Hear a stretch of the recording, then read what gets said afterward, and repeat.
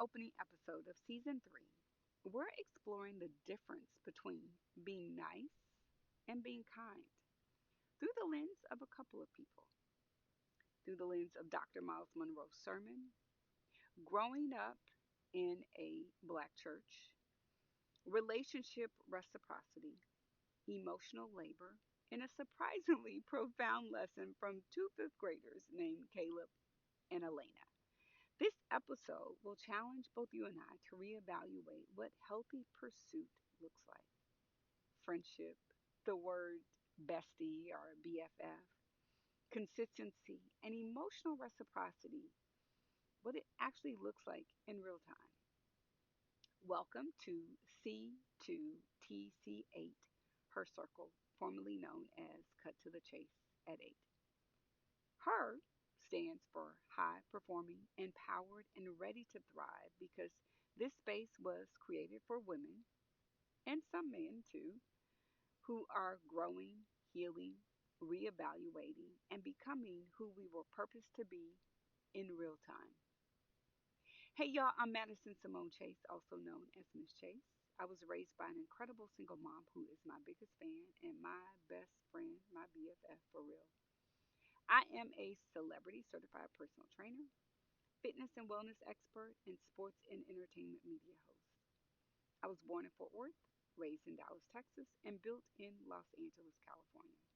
I trained at Juilliard with the School of American Ballet, becoming the world's only three-time ESPN Miss Fitness champion, appearing in over 450 fitness DVDs. The first of those DVDs was led by celebrity trainer Gunnar Peterson, known for training the Kardashian family. As a certified celebrity personal trainer, I've worked with Robert Pattinson of Twilight and Batman, Chris Tucker of Rush Hour, and Amber Riley of Glee, of Dancing with the Stars, and The Masked Singer champion. And as a sports and entertainment media host, I've had the joy of interviewing Richard Branson, Dwayne The Rock Johnson, Emma Stone, Viola Davis, Tyler Perry, and Tiana Taylor. I share my story to honor the sacrifices my mom planted so that I could blossom into the woman I am still becoming. So if you're listening at home, pull up an actual chair. If you're listening online, pull up your digital chair and grab yourself some herbal tea. And welcome to my cozy home of C2TC8 Her Circle, a 15-minute micro learning moment for macro living. And I am so overjoyed that you're here because this is where we explore life, spirit, mind, and body through lived experiences and intentional growth. So join me daily for just 15 minutes, twice a day at 8 a.m. and 8 p.m. Central. Because this is your daily pause for a cause, for clarity, for wellness, for allowing grace in this space, and for intentional decision making. Because each episode, I offer 3 keys and one reflection question, something practical, something grounded, and something that you and I can carry with us. So let's take a breath together. We're going to inhale for 3, 2, 1. Exhale for 5, 4, 3, 2, 1. Let's cut the noise. Let's get clear and let's get ready. Let's get set and let's grow. Season 3, Episode 1. There is a difference between being nice and being kind. And honestly, I don't think I fully understood the difference until recently. After listening to a sermon by Dr. Myles Munroe, I started to reevaluate so many relationships in my life, friendships, besties, BFFs, romantic relationships, work relationships, church relationships, especially being raised in a predominantly black church, and even the relationship I've had with myself. Because here's what I was taught: I was taught how to serve, I was taught how to endure, I was taught how to be patient, how to be agreeable, how to be nice under the disguise of being kind and suppressing your voice and not communicating assertively with what and how you actually feel. But I was not always shown what healthy pursuit, what healthy reciprocity, And emotional consistency looks like when someone really shows up for you because they really value you. And strangely enough, two fifth graders taught me something adults often complicate. Today, I watched a viral video of two children, Caleb and Alayna. Alayna stood in the pouring rain supporting Caleb at his championship baseball game. And later, Caleb surprised her with flowers. He asked his mom to get him at her cheerleading competition. Two fifth graders. No confusion, no mixed signals, no love bombing, no emotional ambiguity, no future promises that are disconnected from present actions, and no deflection, just visible care, effort, consistency, reciprocity, and it hit me. Children often recognize genuine care faster than adults because they haven't yet learned how to normalize inconsistency. And meanwhile, many of us, especially high performing women, have been conditioned to romanticize patience, overextend grace, and confuse emotional ambiguity with emotional depth. We call it understanding. We call it sacrificing. Sometimes we even call it serving.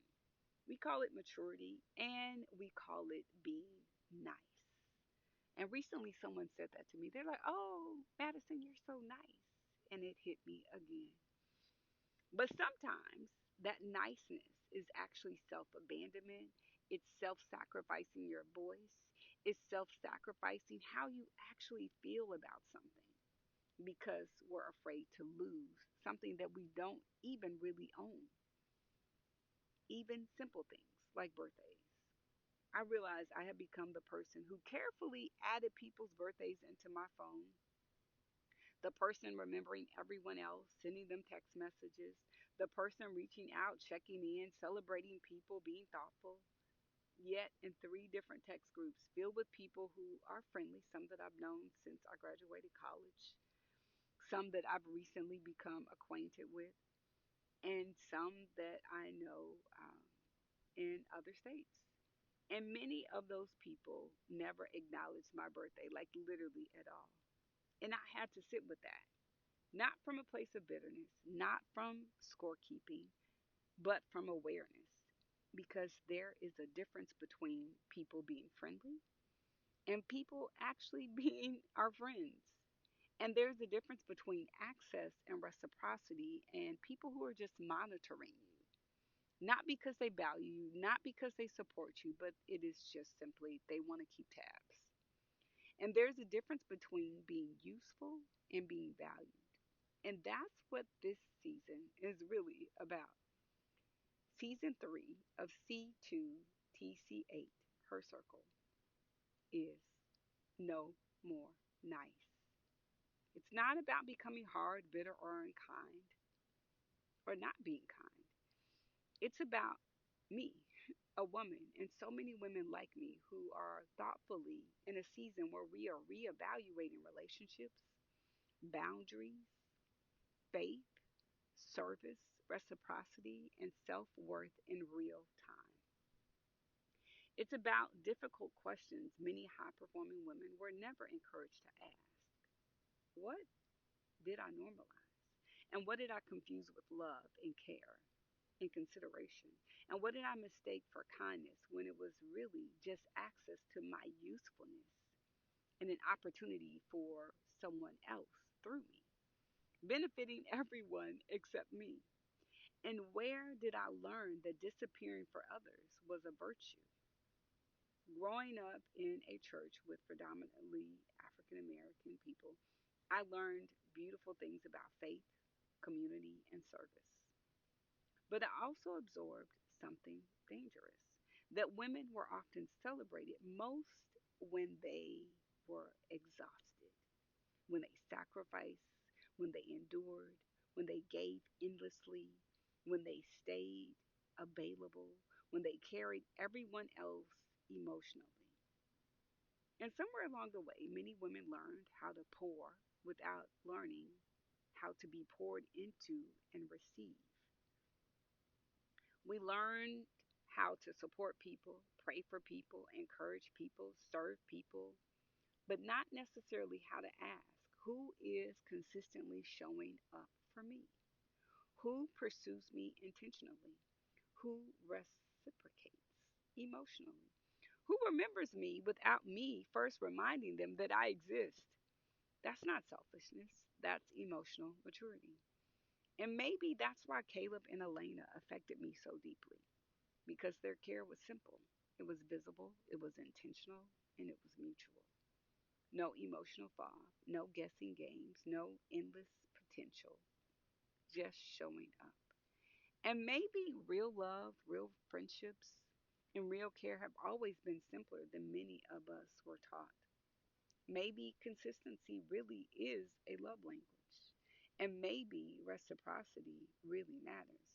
And maybe being needed is not the same as being cherished. And maybe no more nice is not about becoming less loving. Maybe it's finally learning that healthy love does not require you to disappear.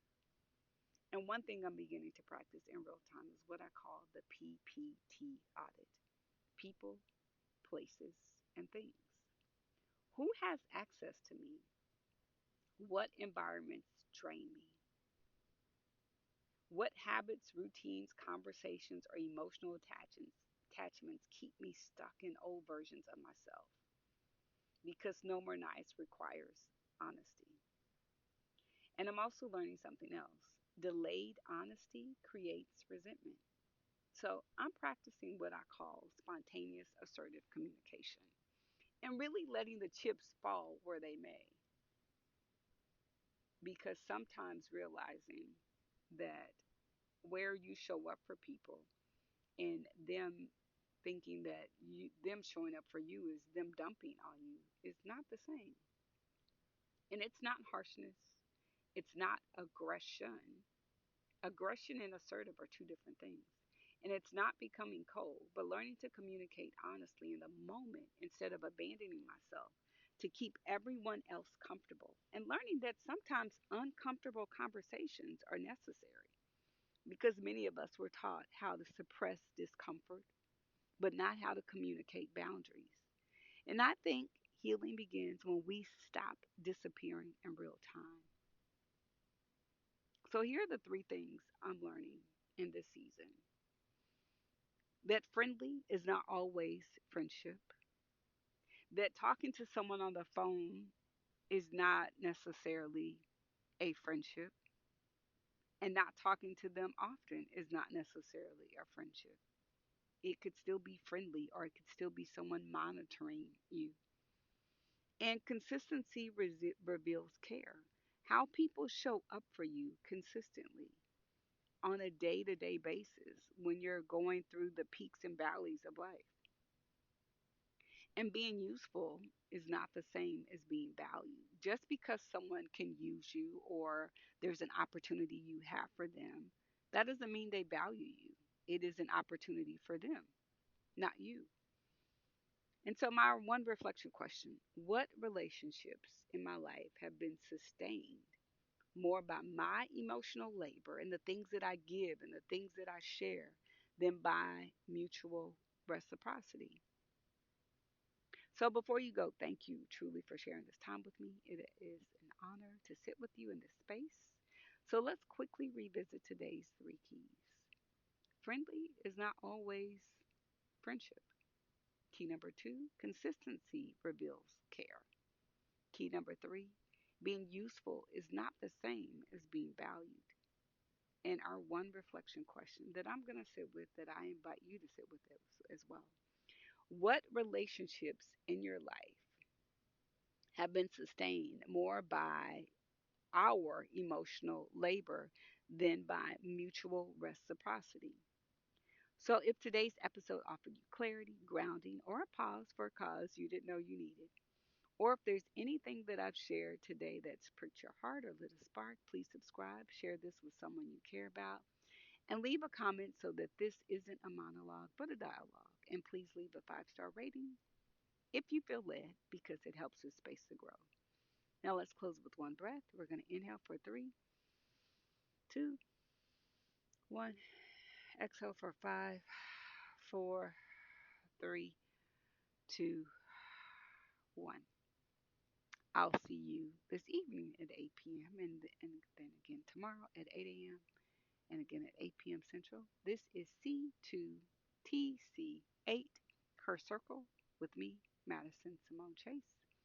Let's cut the noise. Let's get clear. Let's get ready, set, grow, and go, and be great.